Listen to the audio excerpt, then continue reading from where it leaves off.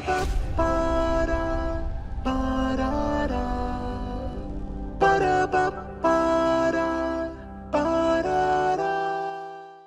alaikum wa rahmatullah. Bismillah, alhamdulillah, wassalatu wassalamu ala rasulillah, wa ala alihi wa sahbihi ajma'in. Welcome everyone back to Behind the Minbar, Blueprints for a Better Masjid. Alhamdulillah, our brother, the executive director of the OakTree Institute, Rami Kawas, has been generous enough to give us another episode.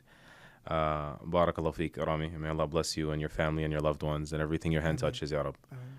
So, I know that your niche in particular is human resource management, and I wanted to be a little bit selfish with this episode, take a little bit of a deep dive and share with you something that is all too obvious to me, which is the struggle to sustain talent, right, in our institutions in general. And this is on every level. I've recommended people to join the boards of Masjid that felt like, I can't take it anymore within 6 months to a year, and nothing came of that, right? We know of the fallout of religious leadership all the time from our Masjid. We know volunteers that are a fireball of energy that sort of get so disillusioned that they burn the place down or they fly away. And so we know, obviously, that there's going to be a disproportionality in the presence of people and availability in the masjid. And we know that the amount of time they'll be able to give. But it's scary, right? Like the concept of our masajid and our religious institutions in general being inverted pyramids a lot of times, right? It's just one personality away from just crumbling.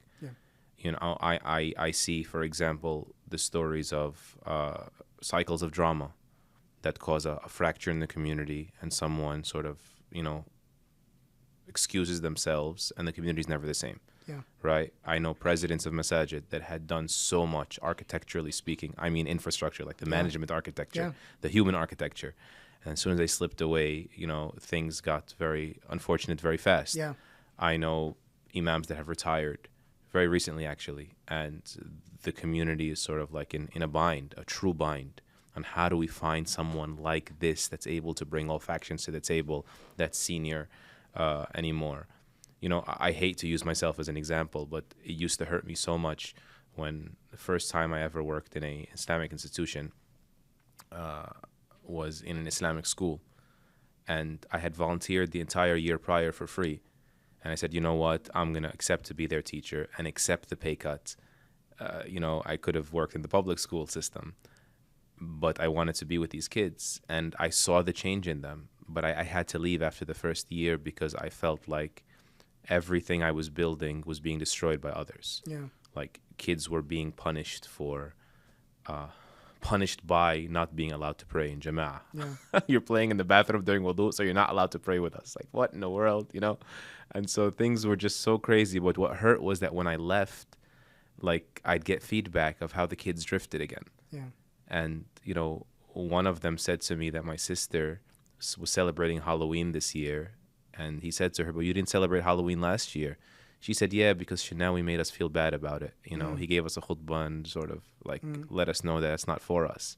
And now that sort of that person is gone, maybe some of their impetus, and of course, a'udhu billah, from, the lurkings of the ego, but just sustaining talent in general. I know you spent a lot of time on this. And so walk us through it. I know it's a big subject, but whatever of this you want to sort of extend to us. Sure. First and foremost, Bismillah, alhamdulillah, sallallahu alaihi wasallam. Again, pleasure being back in another episode on this. Again, a phenomenal podcast trying to disseminate really important info to our community. So all of the things you talked about are really critical, and I think it's hard to define like the superstar that we have in our institutions, like the superstar. They come in a lot of ways, and I think each of them, they could be a volunteer. They could be a founder. They could be a donor. There's a lot of ways, I think, tactics to deal with each kind of person or talent, if you will, depending on who they are, their unique position. I'd honestly would just like to focus on staff members of institutions, like people that are full-time staff of Islamic institutions, because I think they're at the macro level, they're the ones that we're losing and bleeding out. Like, we're losing these superstars, these amazing talents the most. Across from imams to youth directors, so on and so forth, right?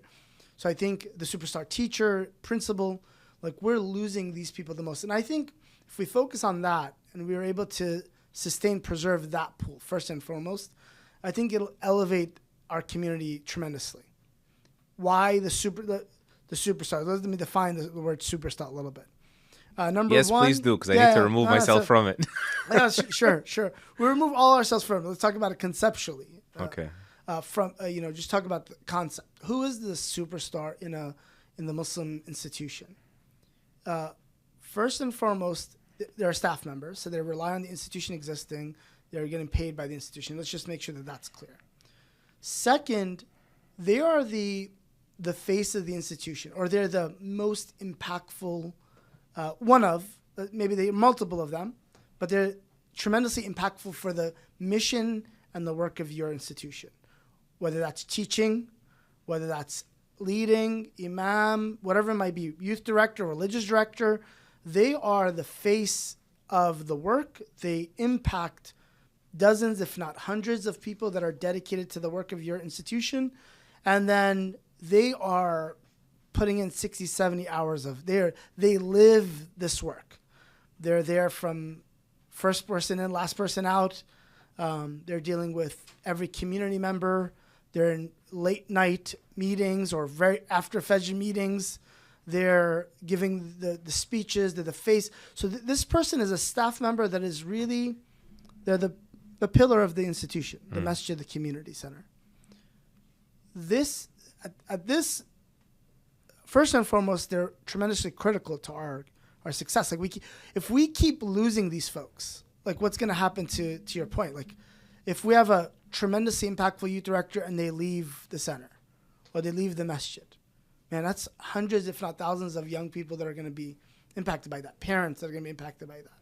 If you have a resonating star young imam who's connecting across young professionals and millennials and Gen Z and elders and building synergy and all this camaraderie that you were talking about, and we lose this person, again, the detriments are much higher to lose this person than they could be catastrophic at times.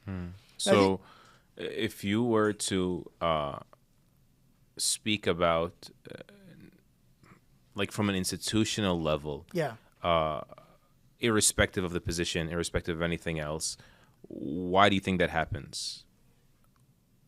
Why do they leave? Yeah. Why are they leaving? Why is this happening? Yeah, I think because we'll talk about a few of the reasons why. I think it's a very leaky bucket, and it's leaking from a lot of places. And so I don't think people have got a grasp of it. I would say at a high level, I think this new generation of, millennials are almost more than half the workforce now. So let's say, our generation of for the Muslim community, like, we've been born here, we're raised here, we're educated here, and now we're growing and we're moving into these institutions. So it's maybe millennials, even Gen Z. It's a new generation moving into the positions that are of employment, imams, so on and so forth. Number one, there's a reality of how we understand work and what we're willing to tolerate versus our predecessors. Right? So there's no need to sugarcoat, like, hey, my mom and dad went through a lot more difficult things than I did, and they're willing to tolerate a lot more than I did. Rami Kawas said superstars are softies. I'm not saying that. I'm saying, look, it's a different reality. No, I get it. It's true. Hence, I think a lot of millennials and a lot of this new generation is leaving these institutions. And their careers in general. So yes, that's like a value component that we should get back to in every khutbah. Maybe. Yes, well, sure. But let's talk about, for our organizations, they're leaving and they're not coming back. And there's many reasons. First of all, they have more opportunities. Like, man, what are we competing against? Like, I can go work for my own business. I can make my own another company. So there's tremendous opportunities. So if a masjid wants to sustain its executive director, man, how enticing is that got to be instead of being a senior manager or a senior director somewhere? Like it's tough to compete. What we know about the superstar, if you will, let's just use the term for now. These folks are dedicated to the work. Remember, they're dedicated to serving the community. So they want to be here. They're willing to sacrifice whatever it is. Higher pay. Great. So we're taking that as like that's already in their DNA. Okay, so what are we supposed to do about that? I think first and foremost, let's start at the top. What are the institutions supposed to be doing to sustain these folks? So there's institutional problems. I think amongst them, let's start with some of the basics. Number one, basics of pay and benefit. Like you've got to cover my basics of living for me, right? We all know Maslow's hierarchy, right? The lowest level is like the basic psychological, physiological, the shelter to exist. Yeah, exactly. So if you're not taking care of my pay and like if you can't take care of, if I can't sustain myself, and I can't sustain my family, and I'm not taking my health insurance not taken care of, my family's health insurance not taken care of, well, at the basic psychological level, you're not able to meet my needs. I'm gonna leave, and that's a difficult conversation. You know, if I may, I don't want to take us on a left turn here, but I've seen the struggle of leadership trying to institutionalize sort of a reassessment of what pay should look like, salaries. Alhamdulillah, sort of my institution actually has, and I take great pride in that. I was not involved. I mean, the current board. But the imbalance is that we were actually joking about this yesterday. There was someone in the parking lot with a Lotus car, and someone told me, Elshinawy, pretend like that's your car.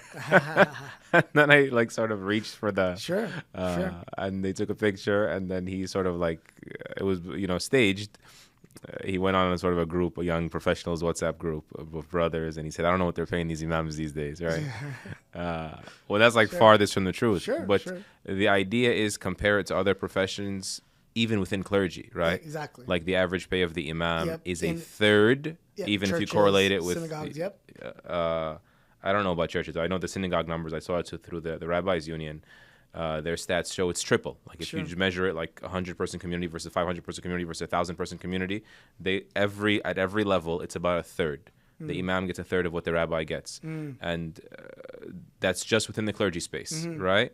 But then you have the other extreme as well, that when some institutions try to move the needle a little bit and get more respectable pay and benefit for our Imams so they can focus on the work and not worry about how do I get a side gig, which most Imams that I know have a side gig to just cover basic living, getting my kids' glasses on time in the summer. It's very real, 100%. Right? Can I afford to get a flat tire? It's unfortunate. Yeah, of course. So, but the other side, you actually get put back on, hey man, these Imams are supposed to be working free, sabilillah, as we often joke, right?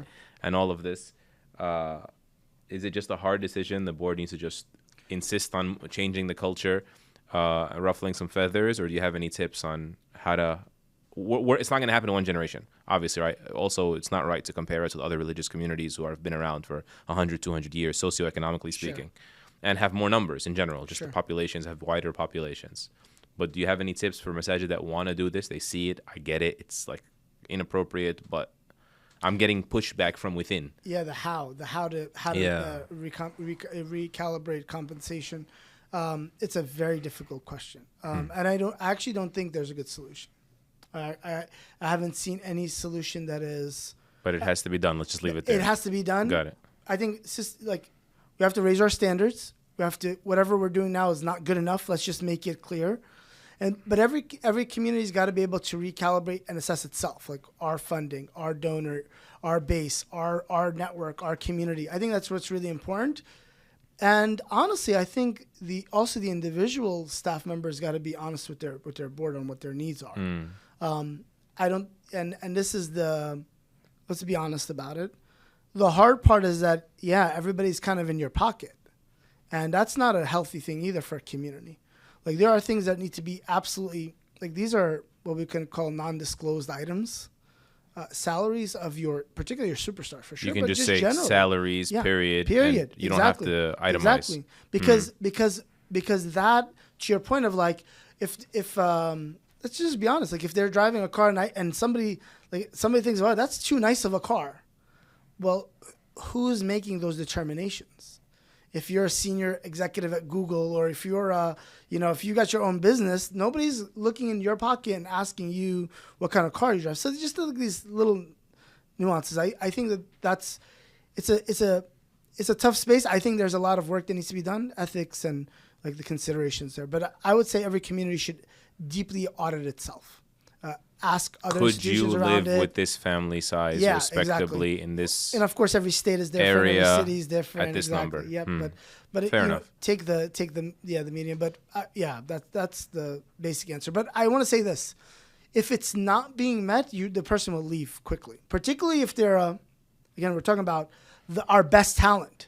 Your best teacher, your best imam, your best director they're not gonna tolerate below standard. It's not, maybe for a short period of time, but not for long.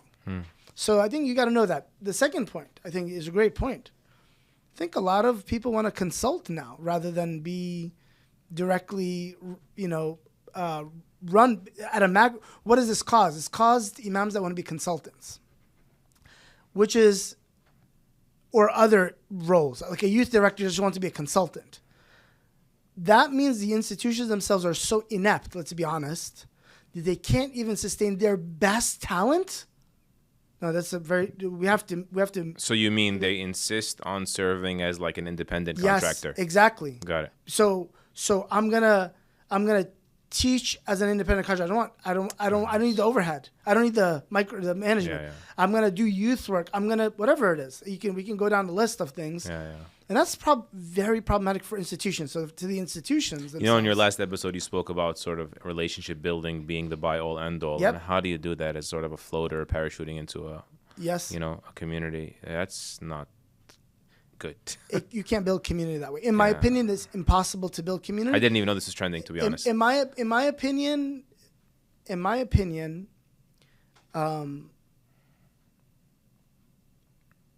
I think we'll have a workforce, unless there's some kind of union, you're going to have a workforce that's completely devoid of the institutions. And I'm talking about community builders that are not actually parts of communities. Right. And that's I don't think any nonprofit can accept that. So I think that's on the Masajid institutional centers, level. Yes. Yeah. So I would say that's number one. Number two, I think the basics of HR, like you've got to have, I know talk about some of these basics that covers pay and benefits. I think that's the most rudimentary. Right.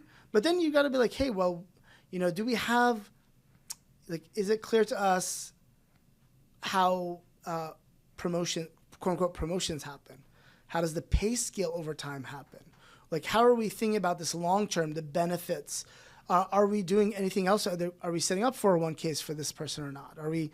So there's a lot of nuances that need to be very clear. Like, we've got to mature. There's no way around it. If you're not going to mature, you're not going to sustain the talent, particularly the best talent. The second thing the institution needs to do, I think the institution needs to be very good at creating opportunities for growth. Let me just say it like that. If I have a superstar, whatever it might be, youth director, executive director, imam, whatever it might be, they're a superstar that we've hired. If I institutionally keep them pigeonholed in the same position without understanding no growth needs to happen for this person to take off, then I'm going to have a problem. Now that growth can happen in many ways. It could be, look, this person, let's amplify them online. Could be, let's amplify them across the city, across the country. Let's give them the space and the time to go back and study and grow themselves. Like, that can happen a lot of different ways. But the institution has got to be adaptable to say, look, you're critical to our role, what we want done. We're not managing every minute of your day. We want you to grow with us. We're going to grow and you're going to grow. And this harmony between those two things, that's like a mindset and a culture shift. You can't sustain your best talent if you're not willing to allow them to grow. And growth can mean different things, as I mentioned, and we'll talk about like individuals, what they want, because I think there's an expectation alignment. But the institution's got to be like, look, I can't have an international star and be like, no, you can only travel, once every 2 months. Like, it's also, the expectations got to be really clear. Like, oh, I'm gonna be traveling bi-weekly. Okay, yeah, that's fine. Yeah, we need this or that. Like, again, just that alignment is really critical, but the organization's got to be flexible enough. If you're not flexible, I actually want to. If you're not flexible, meaning if the organization is not willing to be flexible, the person will find an alternative. And it's a two-way street, right? Like, we want commitment, and so here's the degree of flexibility that we think is reasonable. Is this going to work for you? And that's what I was about to say, that I want to sit down with someone to discuss at a later podcast how to recruit right, because I think a lot of opportunities are shot in the foot from pre-hire. You're talking about sustaining talent, and we don't want to digress from that. But pre-hire, I know so many imams who just like look at the job description and say, like, do these people live on planet Earth? Are they involved in community? Yeah. Like, do they not know the stereotypes out about them? Yeah. How dare you like walk to it with your feet? Yeah. You're literally, doubling down on it. For sure. Okay, so on institutional level, expectation, sort of the HR basics, as you put it, opportunity for growth being sort of delineated and actualized. Jameen, I love it. Yeah, and I think the last thing is, like at this kind of thing, there has to be. So we're going to talk about the individual later on, like what is the superstar themselves supposed to do, but the institution's got to be clear on its mission and purpose too. Like we can't allow the superstar to deviate ourselves from mission and purpose, but this superstar has got to align with what we're trying to do too, right? So a silly example. I can't bring on someone that wants to turn my masjid into a domestic violence shelter, but we're a religious services institution. Like there has to be that balance. Like, what are we trying to do and be? So the institution's got to be clear on what they are and what they're trying to do. But let's just say it's a masjid that's trying to serve the community and grow and prosper and et cetera and so forth and so forth. There are. You have to. We can't be so focused on we can't be so far from who we're trying to be that we become only what the superstar wants. But we can't be so stringent on no. We just need 5 salahs, and look, we want you to clock in and clock out because we need to measure every moment of it. Like, there has to be that flexibility, right? So that's what I was referring to. So understanding. I was just gonna ask, like, if this is the case, how do you outlast these like high functioning, valuable personalities if they are sort of the embodiment of the vision, and when they go, the vision goes with it, right? And that's against the prophetic model. Yeah, we don't want that. Right, yeah, for sure. Right, we don't. Right. And look, so let's you're be saying honest. just owning up frank all of us as human leaders, let's be honest, the institutions will outlive us. Yeah. Right? So we'll all be gone. Inshallah, this message will still be here. So the reality is most of these institutions will outlive the people. But what is the purpose of that leadership when it's there, or that community when it's there? What does it want to do? What's its identity? And if it matches with the superstar, that's where there's tremendous impact that can happen for the community. So that is a mainstay, sure. You would say. Institutional, you mean like a mainstay, meaning fluctuations happen with elections, with budget increasing and shrinking and all that stuff. This is a mainstay. That our main talent needs to be invested in. Our main talent sort of can't get overrun. Our main talent needs to grow. Our main talent, needs to not overhaul the vision, but at the same time be involved in the vision. Let us talk about some of the moving parts now, right? The teams that come and go, whether sort of the volunteers or the upper managements,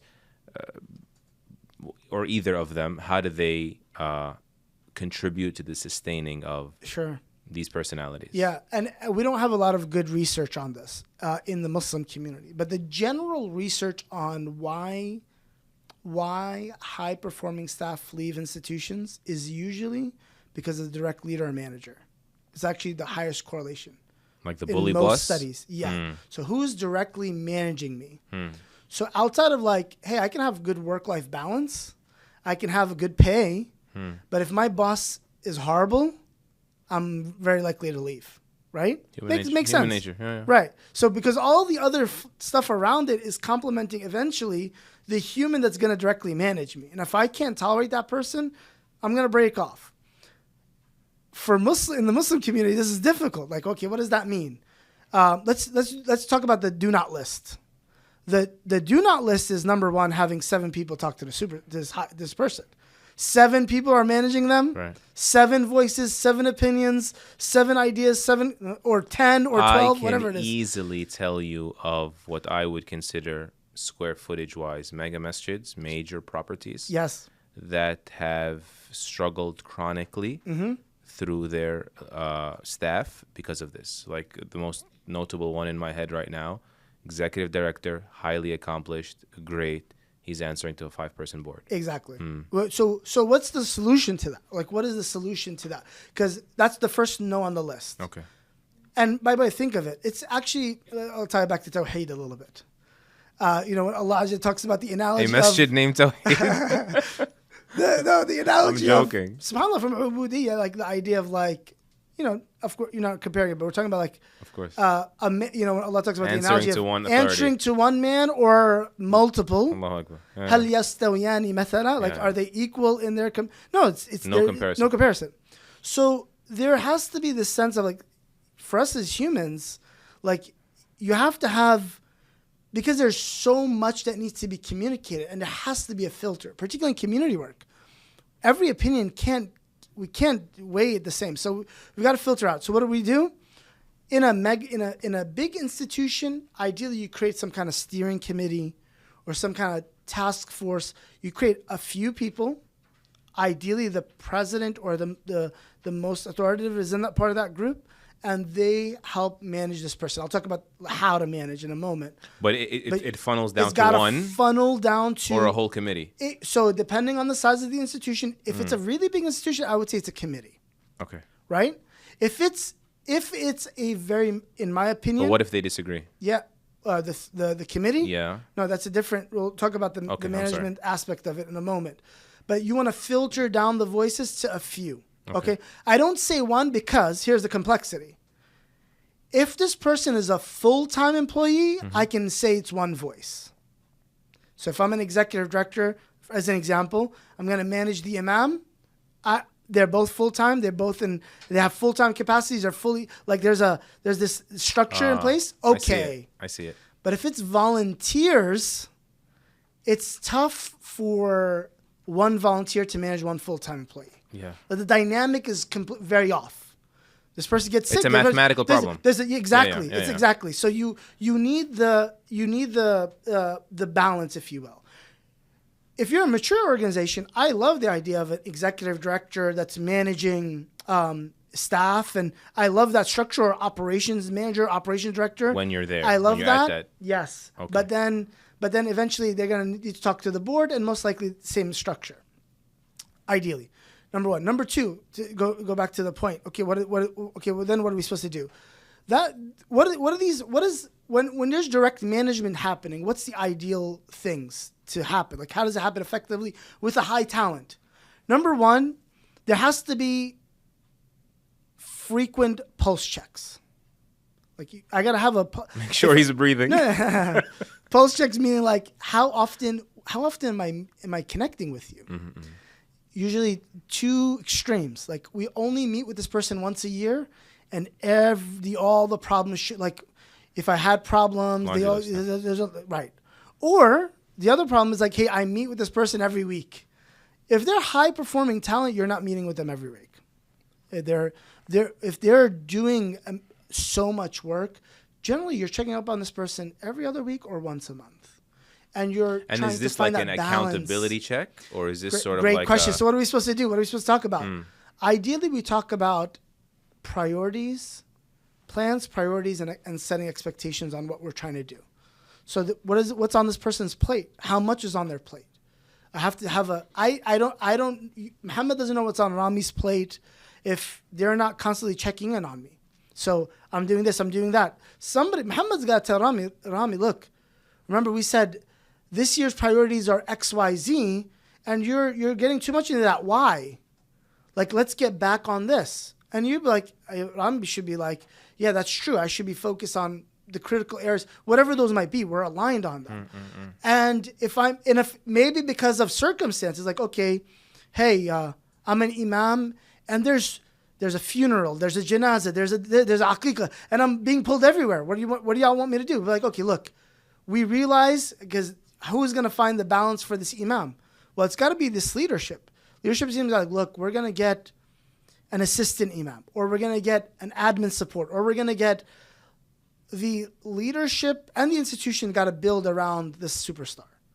Because if we don't help them prioritize, if we don't capacity build around them, they'll burn out, they'll get exhausted. They might give you 60, 70 hours a week for 2, 3, 4 years, but then they're going to be running on fumes. No, that's something that I hope everyone caught. I mean, you're dropping too many gems, mashallah, tabarakallah. You know, it reminded me as I was listening to you of a brother who is the founder and president of a Quran school, essentially. It's called Al-Firdaus College. College is basically higher education, high school and higher in Australia. They use the word college. And he has 8 locations, 3,000 students. Basically, it's like youth functions and Quranic studies in the evenings, after school hours. And I spent a lot of road time with him, and I was picking his brain I was benefiting. So, like, how do you scale? And, like, his brand quality is pretty good, and everyone's asking him to come open another chapter on our site. And I said to him, how do you sort of keep the brand quality from, like, busting at the seams, which is a challenge we all have as minorities, America, Canada, Europe, here. He gave me an awesome analogy. He said, Mohammad, priorities, cross-check. I was like, what? He said, where do you hear the word cross-check? I'm like, in the plane. I actually never paid attention to what cross-check was, ever. So he says the most important items on the checklist in the plane are what they check after each other. Did you check that door? Did you check my door? And did I check your door? He goes, they don't do cross-check on was the glove in front of the seat cleaned from the trash from the flight prior. They prioritize, because you can't do each other's jobs, then you're having wasted efforts. You need to fire some people. Cross-check on the priorities. So that was a great sort of point you're saying for the check-in. And the other point you're saying is the self-care. Are they sort of burning themselves into the ground, or are we not setting them up with enough scaffolding, support system, core teams of volunteers? Love that. Fantastic. Jazakallah khair. Yeah. On the priorities, first things first, great book, Stephen Covey. First things first. What's most important, keep that at the front all the time. As a leader, that's tough. Because sometimes the person you're working with they're doing so much. And they're a high performer. They're day-to-day, they're executing. But I've got to keep the bigger picture in mind. And hopefully they've got the bigger picture in mind as well, ideally. The second thing, to your point, I love the word scaffolding. Because you don't build buildings without scaffolding. You can't build communities, and you can't have leaders continue to build your institution without scaffolding them. The scaffolding can mean different things, as we'll talk about, because the individual should know. But yeah, they need support resources. I gotta offload. I gotta train. I gotta develop. Whatever it is. I got to give them a media team. There's different levels of superstars. I got to give them flexibility to travel. Yeah, hey, look, if I'm managing we drop names, but like if I'm managing an international imam, come on, they have to have flexibility to travel. They have to have flexibility to amplify their message online.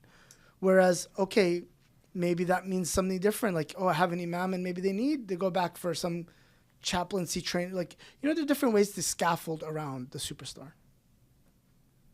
All right, very good. So, time to be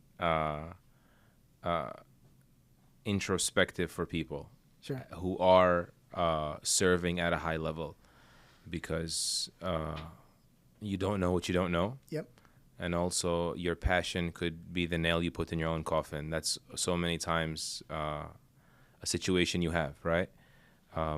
You get locked into your own echo chambers. I see people also who like romanticize even the conflict. Like in the da'wah, I don't mean this at an institutional level. I see people that sort of, they want higher standards at an unreasonable pace. Yeah. Right? Yeah. And they want to bring the ummah back to virtue yes. faster, right? Sure. And the challenge is that, you don't see it. Like, you're too smart for yourself. Yeah.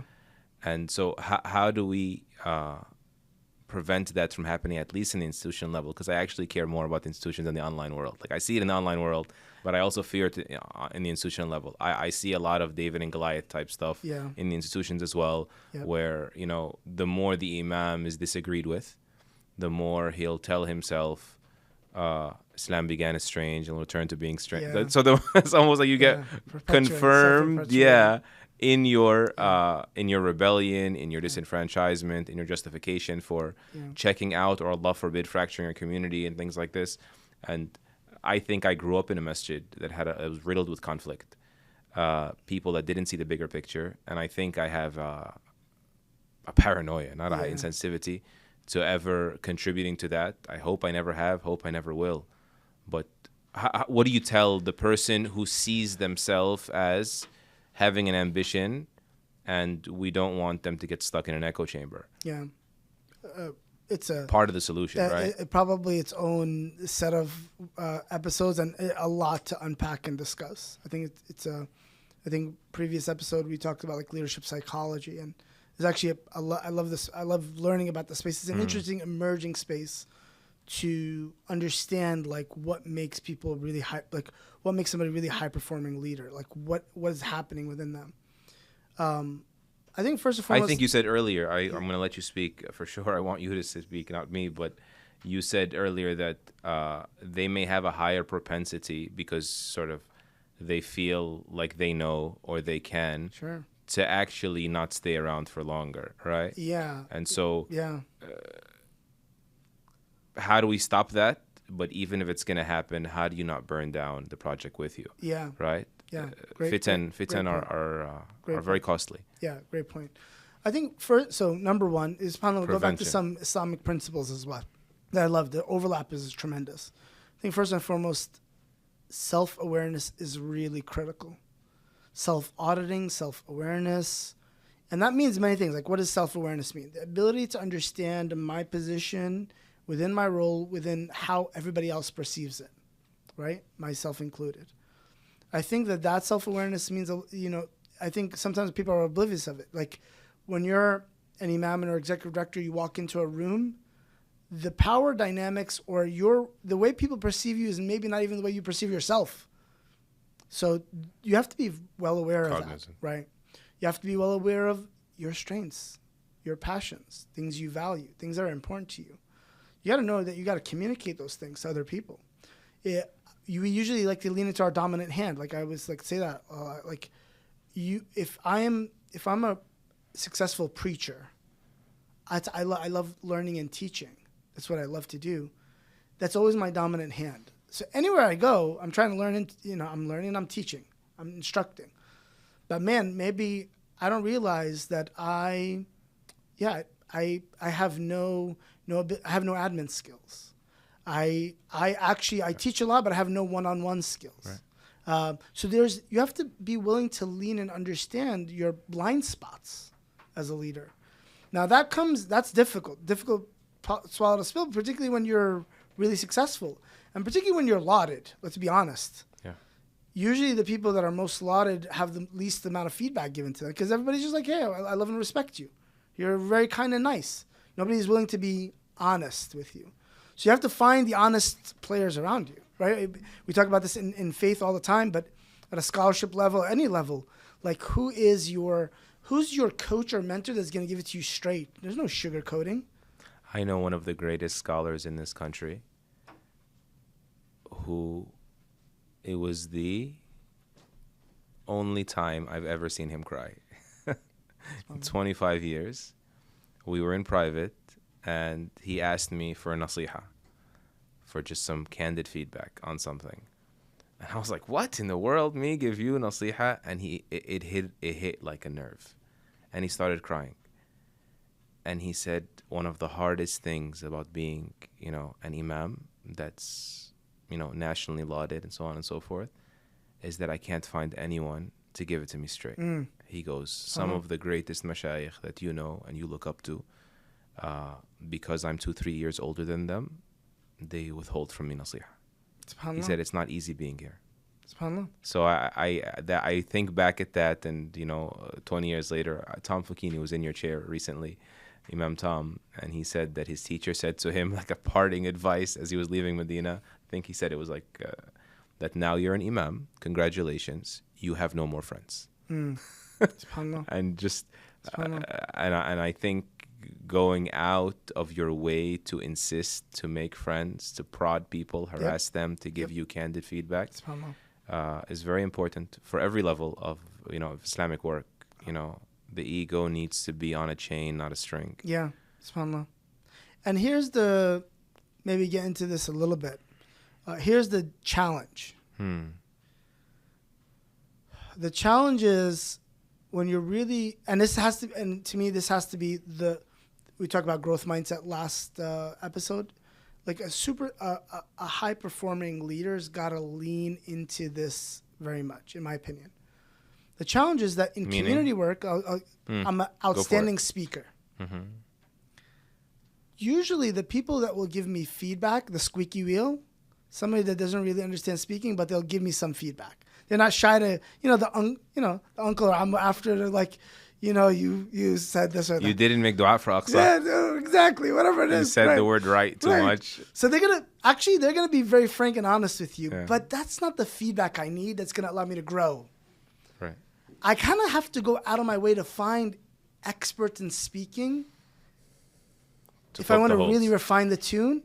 To give me the like, there's a novelty to it. I need to go to another scholar to tell me, oh, yeah, I made this mistake, or I missed that hadith, or I missed this concept, right? So you have to kind of go out of your way to find. This is the famous saying, if you're the smartest person in the room, you're in the wrong room.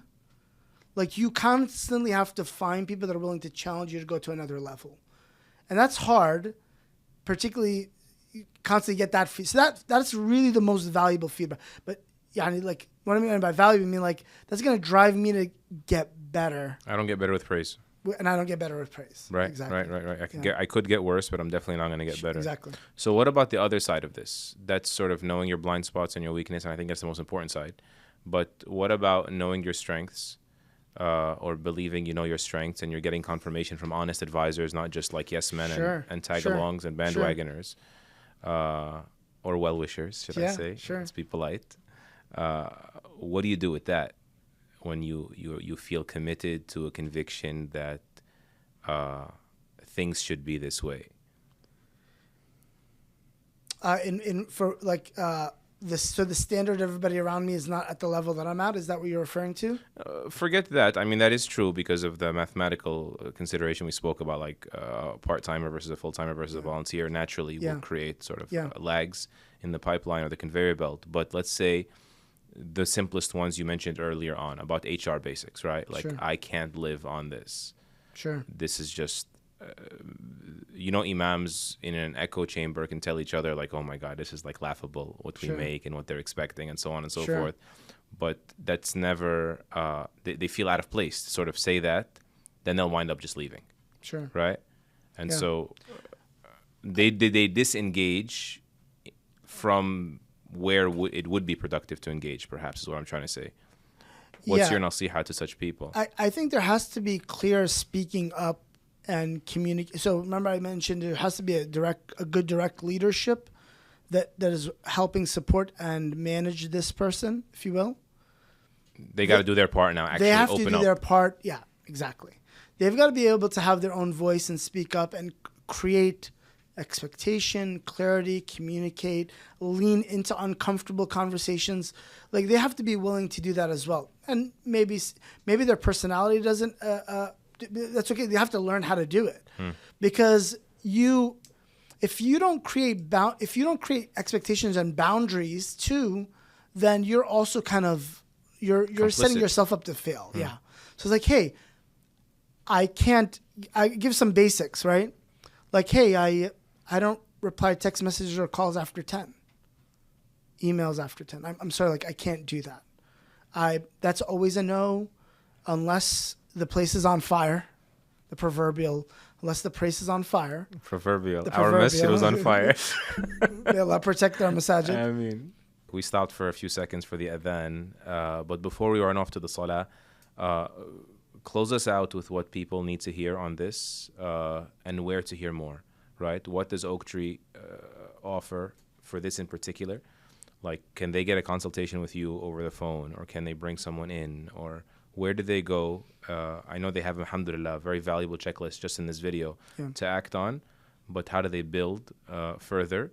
And what haven't we said, inshallah Azza wa Jal, on this issue of sustaining our talent? Yeah. So I think we try to actually do things across the three sectors that we just talked about. So institutionally, we've been doing a little bit more work in like helping organizations audit their people management practices, understand and define better strategies around what they need to do organizationally to keep people around. And I think it's resonated with Masjid for sure in centers, but even we've helped like service-based orgs, relief orgs, because they staff a lot more. And so we've helped them kind of do that. We've even done things like surveys on like learning and development, what people are in need of, things like that. So the institution itself can think big picture. At the leadership management level, it's just a lot of training and skills that we offer. Like how do you do performance check-ins? How do you delegate tasks? How do you hold people accountable? Like these basic kind of soft skills, leadership management skills. Yeah, we have an array of things. How do you navigate conflict? How do you make decisions effectively? Right. So we do does kind of the bread and butter of like a lot of the work that we do and a lot of training. Super important. Really the lifeline of organizational functionality, right? Like how can we do these things in a synergized way? And by the way, it's not just because the black hole of sort of doing these things the wrong way. Like it's unfolding in front of me as you're speaking. Yeah, you're quick firing it, but I'm getting in a daze just thinking of what happens when these things are absent, just within my purview. It's look, this is wasted tough. energies, hurt feelings. Oh, there's tons of deprioritization. Tons of wasted time, wasted meetings, wasted resources, wasted assets. I mean, I can't we go through. I mean, whether my personal examples or just things that we hear about, like millions of dollars wasted because people didn't know how to make basic of a decision making. Or a simple plan, a conflict amicably, or resolving a conflict, take it into court goes with to each legalities. Yeah. Many problems because of sometimes like the basic blocking and tackling of leadership and management. Fantastic. And on sort of the in the personal level, we've been doing a lot more. We've been being asked to do a lot more coaching. Now, I think it's a huge space and it's a very big needed space. I think I talked to you about it. Like Imams need lots of we need an institution. I'm offended, deeply offended, but we agreed I'm not the superstar we're talking about here, so I forgive you. I think I think you understand the space really well. Like it's hard to do it alone. That's the problem. And yes, sometimes people have pockets and networks to lean on to, but a lot of times they don't. They don't have like who do you go to? And then there's complexities like you're tackling in this podcast. Like, how do we navigate overlap of salah and janazah? Or hey, a donor, a private function for a donor and iftar during Ramadan, and like, okay, what am I supposed to do? Like, there's nuanced complexities in our communities that nobody's tackling. So from that end, I think the part that we do is like the leadership coaching. Okay. Like, hey, get a emotional intelligence assessment. We're gonna use kind of what's best standard in the market, and we'll coach you around it. Like, hey, you need to do. Your active listening skills are kind of low, and we can, or things like that. Like we could do that. DISC assessments we do. So more of the coaching side. What do you want in your life? Sometimes simply nobody's talked to they've been so immersed in like serving, never thought about like, hey, what are you trying to do for? Where are you trying to go? What are you trying to do for yourself? Like, where is your future going? What's your path? What do you project for yourself? And helping them think about that. Navigating complexities in their life, family, obligations, like, all those things. So we do a little bit more of that leadership coaching at OakTree. Fantastic. Jazakallah khairan. I can't have enough of this. Salah is chasing us in a good way off the mics. And I look forward to having people benefit from you. The links are going to be there, inshallah, in the description of the video. And the website is easily Googleable. Jazakallah khairan, our brother Rami, and if you permit, I'm gonna abduct you for a few more episodes down the line, inshallah azza wa jal. You have a lot to offer us, and you are our Brooklynite savior when it comes to the management space, and may Allah continue to make you instrumental for khair and leaps of growth faster than the current. May you be an asset towards accelerating it all. Allahumma ameen, you and all those who work with you and work like you. Barakallahu feekum. From the bottom of my heart, really. Allah accept from you guys. You're doing phenomenal work in this community. Allah yaghfir lana wa lakum, Shaykh. continue to elevate, allow you to be sincere and increase your impact. And I love this project. I think this has been a long overdue project to really focus particularly on the masajid and community centers, like how we can improve the standard that's needed. So may Allah continue to bless it. Ameen. Allah help us and forgive us. To all our viewers, we look forward to your comments and your shares and helping build traction for this, for the sake of the cause, not the sake of the brand, really. These are all but vehicles. Subhanak Allahumma bihamdik, shadu an la ilaha illa ant, nastaghfiruka wa natubu ilayk. Assalamu alaikum wa rahmatullah.